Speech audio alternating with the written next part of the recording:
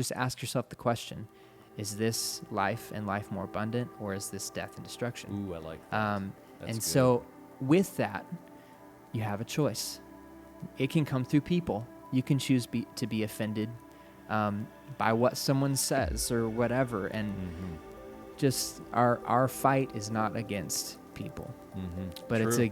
it's against spiritual principalities and rulers of darkness.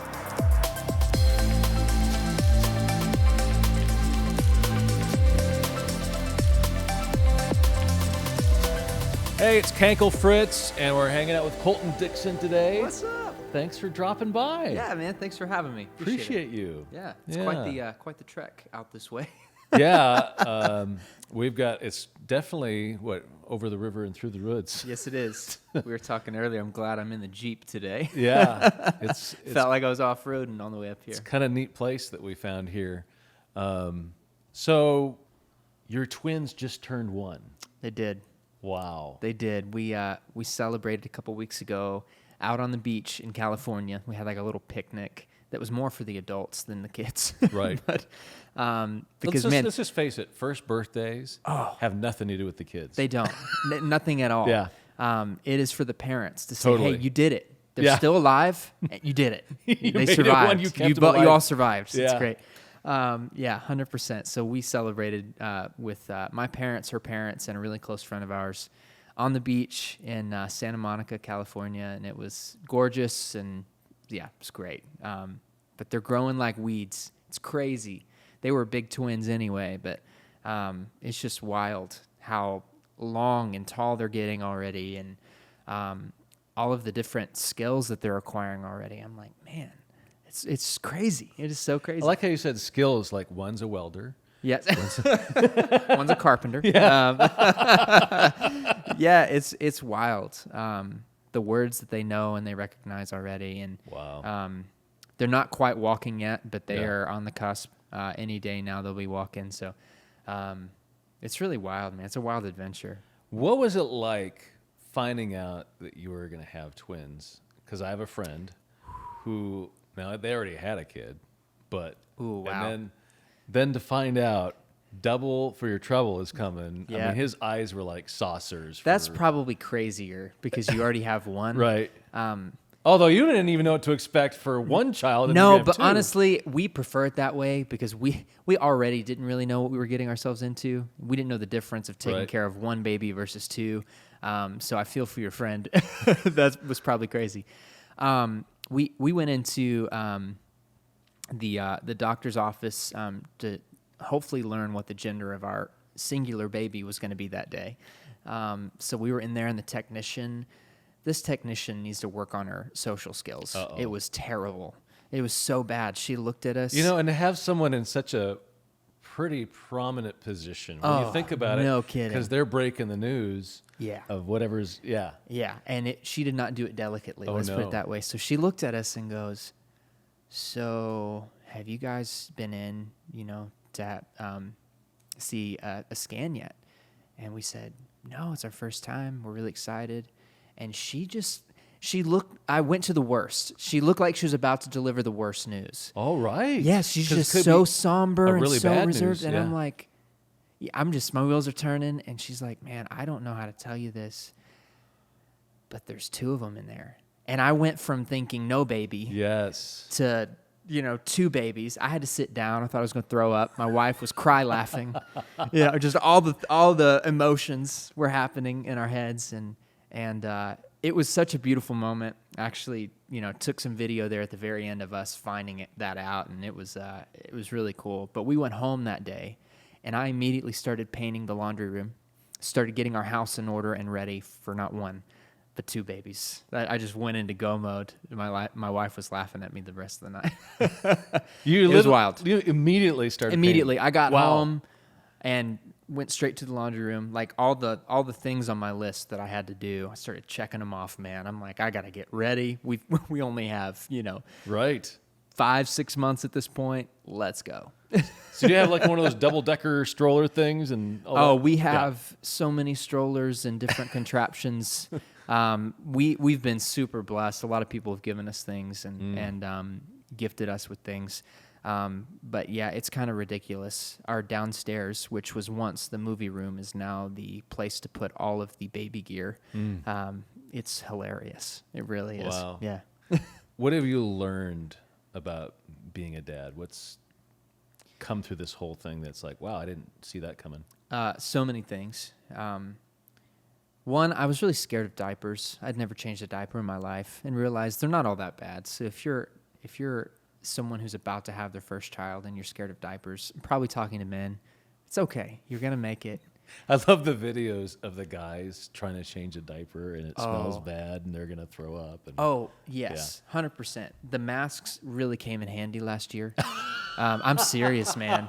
I had the bandana thing. I'd pull it up while I was changing the diaper. It really came in handy. So you come in with that white stuff above your lip, like for the CSI crime yes, scene. yes, or hockey players. Yeah. Or yeah. Yeah. That's amazing. That's probably a good idea.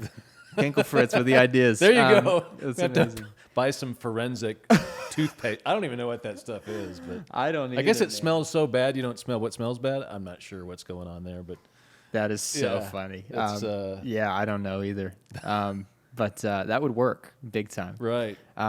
Besides diapers, I've learned so much, not only about being a dad, what to do, what not to do. My wife helps me a lot with that. I'm about to do something. She's like, "What are you doing?" And I'm like, "I don't know what I'm doing." That's the whole Right. point. I have no idea what I'm doing. But even just, not to over spiritualize it, but just our relationship with God the Father. You know, I understand because I have a dad to some degree, but then you become a dad and you just have a whole new perspective on that relationship. There is nothing I wouldn't do for my kids. And so when we approach God that way, you know that he truly is for us. Yeah. Right? And if he's for us, nothing's against us. And I think of that with my own girls. It's like, man, how much more so does God look after us than I look after my own kids? So that was a really beautiful thing that I felt like I just had new revelation of when we had the girls, and I'm really thankful for it.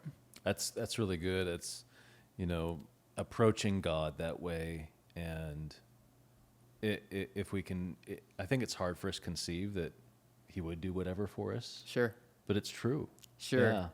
I was born and raised Southern Baptist, so we definitely have a hard time with that sometimes. But man, like, even just in finances, I'm going to go there for a second.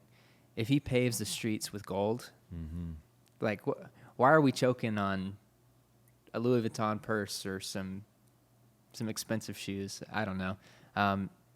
All in good doses, I guess. But Sure. if he wants to bless his kids, like, who are we to say, oh, you can't do it that way? It's like, Right. I don't think he has as big of an issue on these things that we think he does. So Yeah, he's more concerned about your heart and where it's at. 100%. Is it wrapped up in the Louis Vuitton bag or not? Yeah. Yeah. Sometimes maybe. That's funny. That's hilarious. Yeah. So you've been putting some new music out Yeah. through the pandemic and everything? Yeah, we dropped an EP just in time to tour it in April of 2020. Right. So, but honestly, it was kind of the best time to consume music. So, I love that I believe it was just God's timing for everything, even the content of the songs. About 3 years ago, I got dropped by my label at the time, which is the most terrifying thing as a musician. It is total security in what you do, having a label.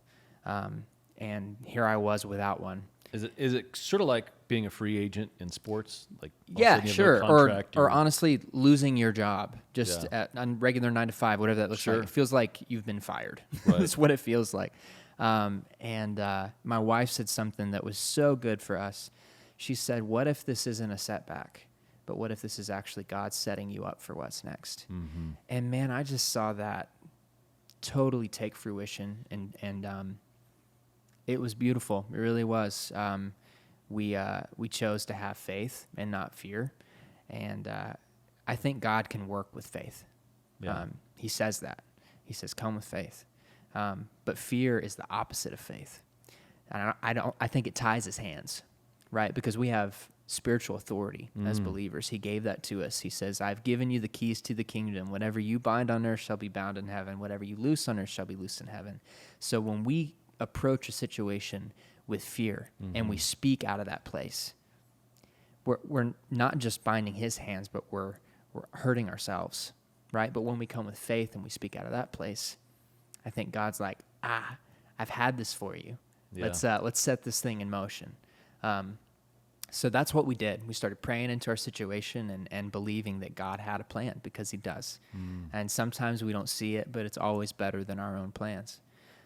So a few months go by, and then I signed with a new record label, and it was out of that season that I wrote a lot of these songs. So in a season like last year, where a lot of people don't know what the future looks like, or maybe they're losing their jobs, or they're not able to provide for their family financially, whatever that looks like. I had these 5-6 songs just waiting to be played. Say, hey, I just went through something similar, and how funny is it? It's never funny. It's always on purpose, but God's timing. So here you go. Learn from how I walked through this. If you need something other than a Bible verse to get you through, here's my own personal testimony of how my wife and I walked through this. So it was really cool. You know, you said something really profound, and when you're speaking in fear, it's sort of like you're binding God's hands. Of course, we know God is voluntarily doing that. It's not like you're making anything happen, but I think you're on the right track. I've heard somebody say once that, the Holy Spirit is a perfect gentleman, and he is a gentleman, and he doesn't force himself maybe on a situation or on you. But how, like, if we're agreeing with God, then it seems like he is able to work. But then when you disagree with God, which would be speaking in fear, it's like he doesn't work, yet we forget about that and get after it anyway. Yes, 100%. I heard someone say this sometimes. It made me laugh. Something bad happens and says, well, God has a plan, all that thing. Right. I'm like, or God, did this for whatever reason. It's like, well, maybe the reason was that we were just stupid and we chose not to be in agreement with God's plan over our lives. Yeah. I know that's, kind of dumbing things down a little bit, but hey, it ministered to me because I know I've been in that place. I'm like, oh man, I either strive so hard to do this on my own, where I didn't allow Holy Spirit to apply what he does to what I do, and it didn't succeed. Or I didn't choose that path. I chose my own and didn't wind up in the right spot. Imagine that. So hope that ministers to somebody today. Absolutely. I think it does. Yeah. So you've, I think this will help some people too. You've had, tremendous success over the years and been all over TV, because of American Idol, initially. But yet you said that even during that success, you felt like the enemy was telling you you're not good enough. 100%. It's so funny. You can post something on Instagram and you can have 99 amazing comments and you can have one negative comment. And what do you focus on? Right. The one negative comment. One negative one. I guess it would be true for the flip side as well. Hopefully you're not getting 99 negative comments and one positive. But you can always choose to focus on the negative, regardless of who you are. You could be Billy Graham. Right. And choose to focus on the negative. It's a choice. We have a choice. There's actually a book that I read that inspired a song on this EP called The Devil's a Liar. It's called The Bait of Satan by John Bevere. It's so good. I recommend it to everyone who reads. The Bait of Satan. It sounds kind of scary. If you're reading it in an airplane, people are going to look at you funny. Just read it anyway. But it's all about, like, the enemy comes to kill, steal, and destroy. God comes to give us life and life more abundant. So just put things in the right category. Like, sure, the devil's smart. He's been doing this a long time. But we have Holy Spirit to help us navigate. So whenever those things come in life that seem funny, you know it. Right. Like, even if you can't put a finger on it, something's funny. Just ask yourself the question, is this life and life more abundant, or is this death and destruction? Ooh, I like that. And good. So with that, you have a choice. It can come through people. You can choose to be offended by what someone says or whatever, and just our fight is not against people, but True. it's against spiritual principalities and rulers of darkness. And when we understand that, one, you'll have more grace for people, but two, you just won't be as offended. And I think, man, we're at a place in our society where people are constantly offended. Mm-hmm. And Isn't that true? like Nonstop. nonstop. Yeah. I'm not saying that not everything is unwarranted, Sure. but there's so many things that's like, guys, come on, we can do better than this, you know. So that book really helped me, even in church, in marriage, in whatever. We can get offended easy. So whenever we drop that and go, is this death, destruction, or life and life more abundant? It just makes things clearer and easier. So yeah. That's awesome. Yeah. I love that. You know, John 10:10 does clear up a lot of bad theology. That it's obvious that there's two opposing forces on this planet. Yeah. And just watch the news. Yeah, 100%. I mean, wow, it's more clear now than ever. Oh, is it ever? That And I love there's it. Good versus evil. Yes. Literally clashing right now. It's crazy. Yeah. I like don't love it, but then I love that I can see it so clearly. Right. I feel like it says the light will become lighter and the dark will become darker. And it's like we're seeing that right now, right before our eyes. It's so cool. I didn't mean to cut you off. I'm No. excited. I mean, hey, this is good. And I've even heard that, you know, it preached and taught, and I kind of see it in Scripture too, that before Jesus returns, those that are followers of Christ, it's like you almost can't stand it. You're so ready to go. Yeah. Yes. And so I ask myself, am I ready? You know, am Yeah. I so ready to go? But yes, that things are so dark, you can't wait. Oh. And I pray we don't run through that or Sure. go through that. But Yep. I mean, you know, we're getting close. I'm not speaking into this, Yeah. but from the looks of it, we're headed in that direction. Yeah. So I don't think we have long. Really don't. Right. Which is very exciting. Yeah. Yeah. Let's talk about American Idol a little bit. Yeah. From the reality TV show perspective, because you have an inside skinny lowdown. Let's just ruin all reality TV for everyone. How real is reality TV? You know, I will say this. It was real to us. Yeah. So, and that's normally how it's spun. It's real for the people you're voting for or rooting for. Because they're actually singing. They're actually singing, Right. and they're actually thrown into situations that is just the worst of the worst, and you know, all those things. But I'm sure the producer, they're making a TV show, Right. and an enjoyable, fun to watch TV show. And I'll just say this: I don't consider myself all that exciting. Right. But you throw me in a group with 5 other lead singers who all have very different opinions on everything in the world, who all are trying to like fight and Exactly. be in the spotlight. Well, you've just created drama right there. You will find some very exciting television right there, my friend. So they're smart. They know what they're Right. doing. You know, even when my sister, she had made it in Vegas, it was a Vegas round. And then the next day, they called everyone from her group back up on stage, and then they cut her. So it was like that false hope. I yeah. was furious. There was a They snippet. knew that she wasn't going to make it on. Oh, yeah. but- They definitely did. But they Yeah. played up this whole thing. It's like, hey, we didn't cut enough people. We need to cut Right. more people. And I just knew. I'm like, she's about to go home, and I am so angry right now.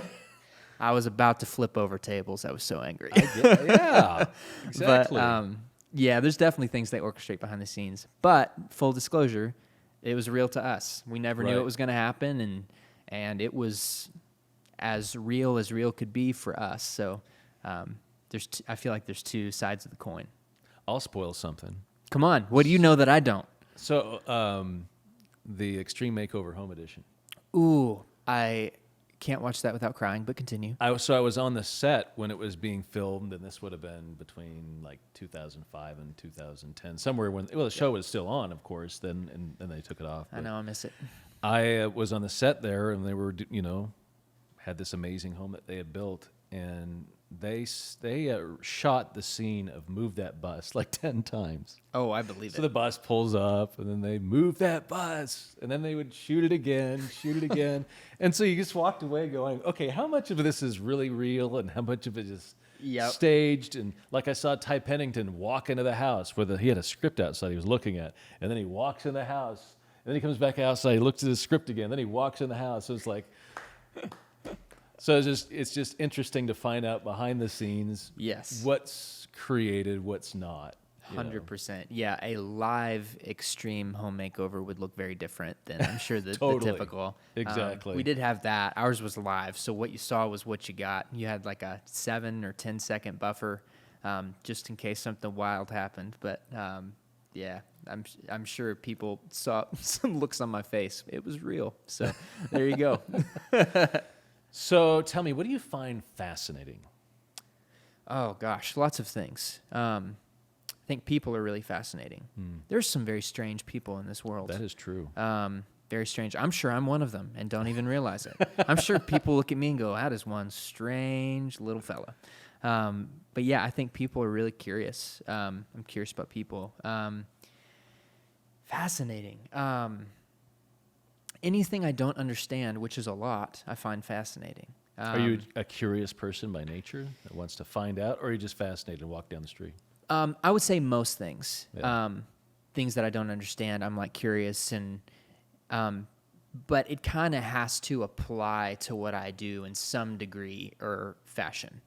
If it's calculus, I'm going to be curious from a distance and not involve myself. But if it's like, hey, how does lighting work on a stage? How does a lighting console work? I'm going to do some research. I'm going to figure it out because I kind of need that to communicate a language. So that's a very specific thing. But yeah, there are tons of things that fascinate me. Most things that I don't understand. Right. What's bringing you joy? The kids, my wife. This has been such a beautiful season as a family, to not only just double in size, but to have all this time to get to know each other, my wife and I, on an even deeper level. It was like the most beautiful season for us. We look back on that. And even before the pandemic hit, we were able to take a couple trips, one being to Italy, my first time to Italy. And it was just the best trip I've ever been on. We started in Barcelona, Spain, and ended in Rome, Italy. And it was just beautiful. Wow. Such, beautiful memories for us. And so, yeah, very cool. But the girls, all three of them, just bring me so much joy in the season. I'm balancing what road life looks like and what family life looks like, and how to merge those and make both of those just a part of what I do as anything else. And there are good days I have with that and bad days I have with that. But, man, anytime I've been on the road for a second and I come back, it's just instant, like peace, breath of fresh air. The girls can be screaming their heads off, and it's still just like peace. It's just like, this is home. This is my family. I love that. My wife and kids have even been with her parents a lot. I've been traveling so much, so there have been some seasons like this week. I'm here in Nashville doing a bunch of different things like this, and they're in Tulsa, Oklahoma. And I come to our house, and I go, man, this is a hollow shell of a house, but this is not home because my wife and my girls aren't here. And I'll go to Tulsa, which is not my house, but I know it's my home because they're there. And it's so weird how that shifts, but it does. That's so neat. Thankful for them, yeah. That's awesome. What is it that you struggle with? Oh, gosh. You want me to bring out the list? Or Number one. I'm a human being, so there's so many things I struggle with. Balancing family and work life. Pride. Pride is something that creeps up on you. When you show up to work and people clap, it's dangerous. It's just really dangerous. I'm sure you know this too. Yeah, I would think that anybody in a public light pastor as well. Yeah, it's this life looks so different to how God has called us to live. That's why it can be so dangerous. You have to be really careful. The whole relationship, or the whole, I should say, posture of being a believer is to humble yourself, is to be a servant. Right. And here you're being lifted up. Yeah. So the first couple years, it was. I would normally say I didn't know any better, but I did. It just didn't necessarily know how to navigate it, and didn't do that the correct way all the time. Well, you had quite the explosion onto the scene. It was wild. If you're on TV for everybody to see. Sure. It was the kind of the definition in some small form or fashion of overnight success. Right. But after a couple years of being on the road and doing Christian tours, it wasn't that it was, all mainstream and craziness happening. I went, I show up to these things to serve everyone else. It's not the other way around. Ooh. And it's so easy to forget that when you walk on stage and people are, whether they're chanting your name, which is so weird, or singing your songs or whatever, it can very easily become about you. Mm-hmm. But again, when we do that, it's not necessarily at a place of fear, but we are shutting God out to move and to work. And man, it's so unfortunate. It still happens. Just because you're in Christian music or worship music doesn't mean you're immune to it. Right. It's no respecter of persons. Pride will creep in and it'll fill your head with lies, But when you show up and you go, okay, how can I serve the people in the audience? How can I serve the people backstage? How can I am here because God has given me these songs and a message that he wants to be heard. It's not up to me to dictate how, but here these people are. So let's give them that message. And God, please, if there's anything that you want me to say, bring it to my attention. But otherwise, here's the set that we've prepared, and we're going to do what we know to do to the best of our ability, and we're going to serve these people the best we know how. And whenever that switched, I was so much happier.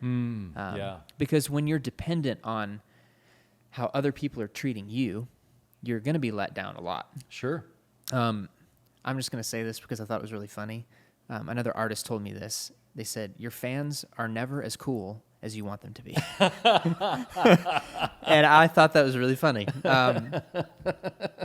Very funny. So when the crowd isn't jumping, or they're not singing the songs, or they're not clapping along with you, or they're sitting down eating nachos while you're pouring your heart out, it can be very difficult to block it out. But whenever you realize I'm here for them, and if Jesus can meet people where they are, surely I can do that too.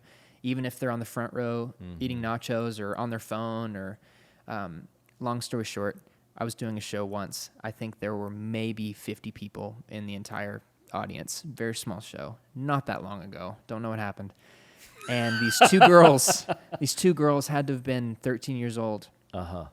Came to the front, and I'm like, oh, this is fun. We're going to have like a little 3-person mosh pit. Let's do this. And they turned around with their backs to me and sat down on the subwoofer and started texting. Oh, wow. It was at that moment that I went, Lord, you're going to have to help me through this show. I'm here for them.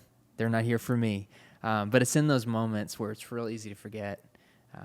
But I'm thankful for that perspective shift and that work that God did in me. But anyway, that's a good lot of talking. Takeaway but for any job or vocation. If I show up at work going, I'm here for you guys, not for me. I think the world would be a better place. Yeah. A lot different place. Yeah. That's good. I like that. Yeah. That's awesome. Well, thanks for hanging with us today. My gosh. Thanks for having me. Yeah. Really appreciate it. It's been fun.